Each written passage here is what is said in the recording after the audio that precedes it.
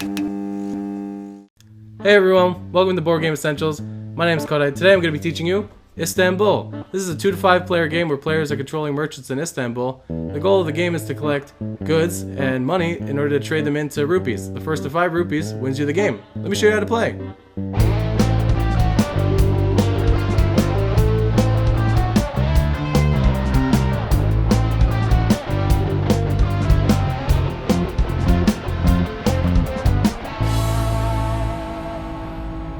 This is the beginner's setup displayed in the rulebook, and is a good place for new players to get used to the game.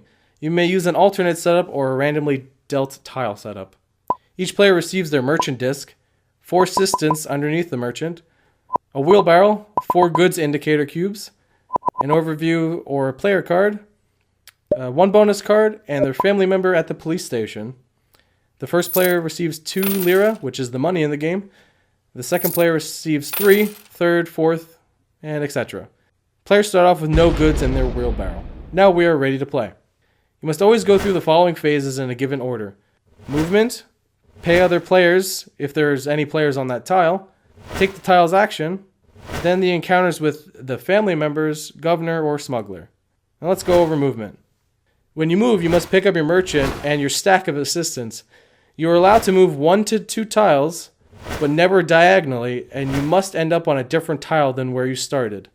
When you move, you must either pick up an assistant to where you're moving to, or leave an assistant behind. Now let me show you an example of this. Now here I'm moving my stack of merchants to the spice warehouse, and I'm going to leave one behind. And then I would take the tile's action. If I go to the tea house, I would have to drop one off. If I go back to the spice warehouse, I actually pick him back up into my stack. If you cannot or do not want to leave an assistant, then your turn immediately ends. If you encounter another player's merchant on the tile you're arriving at, then you must pay them 2 lira to land on that tile. So for example, if I wanted to bring my blue merchant back to the tea house, I'd have to pay red player 2 lira. Then you're able to take the tile's action if you wish to. We will go over what each tile does in just a bit later. Then if the tile you land on has other players' family members, the governor, or the smuggler, then you may take their special actions now. The family members are indicated over here. These are large cylinder pieces. If you land on a space with them, then you can send them back to the police station. When you do so, you either get 1 bonus card or 3 lira as your reward. The governor is the purple cylinder. If you encounter him, you may draw 1 bonus card and put it into your hand. Then you decide to either pay 2 lira to keep the new card, or discard any bonus card from your hand, including the one you just drew. For the smuggler, you may gain 1 good of your choice. If you do, then you must pay either 2 lira or exchange a good from your wheelbarrow to keep it.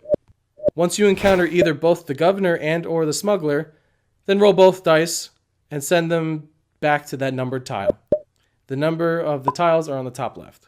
The goal of the game is to be the first person to get 5 rubies, so let's go over how to get rubies in the game. There are 5 places to earn rubies. Visiting the gemstone dealer, you pay the number of lira that is not covered up on the leftmost side, then gain a ruby. The next ruby will be more expensive.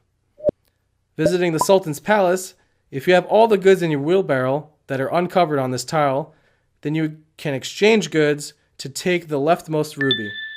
The next ruby will be more expensive. Visiting the Wainwright, you pay 7 lira to get a wheelbarrow extension. Now you have larger storage space for your goods. If you get 3 extensions, then you get a ruby. Visiting the small or great mosque, you take 1 mosque tile, but you must carry the depicted goods first. Then just pay 1 of those goods to acquire the tile. These tiles have game-changing effects. If you get both small tiles or both great tiles, then you gain 1 ruby. The red tile at the small mosque, whenever you roll the dice, you may turn 1 die into a 4 or re-roll both dice. The green tile at the small mosque, at any of the warehouses, you may pay 2 lira to gain 1 additional good of any type. At the great mosque, for blue, immediately take your 5th assistant and place it underneath your stack. The yellow tile from the Great Mosque, once on your turn you may pay 2 lira to return an assistant to your merchant stack.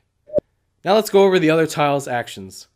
On spaces 2 to 4, these are warehouses for red, green, and yellow goods.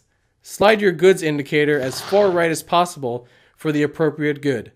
Red is fabric, green is spice, yellow is fruit, and blue is jewelry, which is harder to come by. Space 5 is the post office. Receive the goods that are depicted by the uncovered cubes, then shift the leftmost cube down, like so. And then those are the new goods for someone else to arrive at. The caravansary, take 2 bonus cards, then discard 1 from your hand. You may also take bonus cards from the top of the discard pile, and the top of the discard pile is going to be right here. At the fountain, return any number of assistants and place them underneath your stack. This is the only spot in the game where you do not have to pay other players 2 lira to enter this space. It's kind of like a home base, free space. At the black market, gain 1 red, or 1 yellow, or 1 green good, then roll both dice and follow the results. A 7 to 8 gets you 1 blue good, a 9 to 10 gets you 2, and an 11 to 12 gets you 3. At the tea house, announce a number between 3 and 12, then roll both dice. If your roll is greater than or equal to that number, then you may gain that many lira. Otherwise, only take 2. Tiles 10 and 11 are the small and large market. Sell 1 to 5 of the goods depicted on the demand tile, then receive money depending on how many goods you sold. Place the demand tile on the bottom, revealing a new demand, like so. At the police station, if your family member is at the police station, you may send him to any tile and take that tile's action. So I can maybe go to the tea house. Only another player has the power to send him back to the police station. So if red lands here, he brings him back. You can also use any number of bonus cards from your hand during your turn. After you resolve them, place them in the discard pile in the caravansary. How the bonus cards work are listed on the player aid. The endgame trigger will happen when a player has reached 5 rubies. Complete the round to see who the winner is.